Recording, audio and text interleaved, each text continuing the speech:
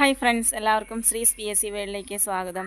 അപ്പോൾ നമ്മൾ കേരളത്തിലെ നദികളാണ് പഠിച്ചു വന്നിരുന്നത് അല്ലേ. പെരിയാർ പഠിച്ചു. ഇനി നമുക്ക് കേരളത്തിലെ രണ്ടാമത്തെ വലിയ നദിയായ ഭാരതപ്പുഴ പഠിക്കാം. ഓക്കെ, അപ്പോൾ 209 കിലോമീറ്ററാണ് ഭാരതപ്പുഴയുടെ നീളം എന്ന് പറയുന്നത്. ഏറ്റവും കൂടുതൽ ജലസേചന പദ്ധതികൾ സ്ഥിതി ചെയ്യുന്നത് ഭാരതപ്പുഴയിലാണ്. അതുപോലെ ഇത് ഉത്ഭവിക്കുന്നത് ആനമലയിൽ നിന്നാണ്. തമിഴ്നാട്ടിലെ ആനമലയിൽ നിന്നാണ് ഉത്ഭവിക്കുന്നത്. അതായത് തമിഴ്നാട്ടിൽ നിന്ന് ഉത്ഭവിച്ച് കേരളത്തിലേക്ക് ഒഴുകുന്ന നദിയാണ് ഭാരതപ്പുഴ. ഇത് ഒഴുകുന്ന 3 ജില്ലകളാണ് മലപ്പുറം, തൃശ്ശൂർ, പാലക്കാട്. അങ്ങനെ 3 ജില്ലകളിലായിട്ടാണ് ഭാരതപ്പുഴ ഒഴുകുന്നത്. ഏറ്റവും കൂടുതൽ ജലസേചന പദ്ധതികൾ നിലവിലുള്ളത് ഈ ഭാരതപ്പുഴയിലാണ്. കേരളത്തിൻ്റെ നൈൽ, നീള, അതുപോലെ ശോകനാശിനി പുഴ, പിന്നെന്താ പൊന്നാനിപ്പുഴ, കുറ്റിപ്പുറം പുഴ എന്നൊക്കെ അറിയപ്പെടുന്ന ഭാരതപ്പുഴയാണ്. ഈ ഭാരതപ്പുഴയെ ശോകനാശിനി പുഴ എന്ന് വിശേഷിപ്പിച്ചത് തുഞ്ചത്ത് രാമാനുജൻ എഴുത്തച്ഛനാണ്.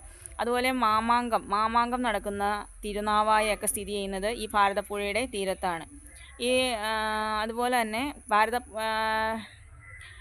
ഇത് ചെന്ന് പതിക്കുന്നത് അറബിക്കടലിലാണ്. പൊന്നാനിയിൽ വെച്ചിട്ടാണ് ഇത് അറബിക്കടലുമായിട്ട് ഭാരതപ്പുഴ ചേരുന്നത്. ഓക്കെ, പ്രധാനപ്പെട്ട പോഷക നദികൾ കണ്ണാടിപ്പുഴ, ഗായത്രിപ്പുഴ, തൂതപ്പുഴ, കൽപ്പാത്തിപ്പുഴ, ഇതൊക്കെയാണ് പ്രധാനപ്പെട്ട പോഷക നദികൾ. പിന്നെ നമുക്ക് എന്താണ് പറയാനുള്ളത്? ഇത്രയേ ഉള്ളൂ ഭാരതപ്പുഴയുടെ ഇമ്പോർട്ടൻസ് പോയിൻറ്റ്സ്. അപ്പോൾ ഇതൊക്കെ ഒന്ന് ഓർത്ത് വെച്ചേക്കാം കേട്ടോ. ഓക്കെ, അപ്പോൾ എല്ലാവർക്കും ബൈ.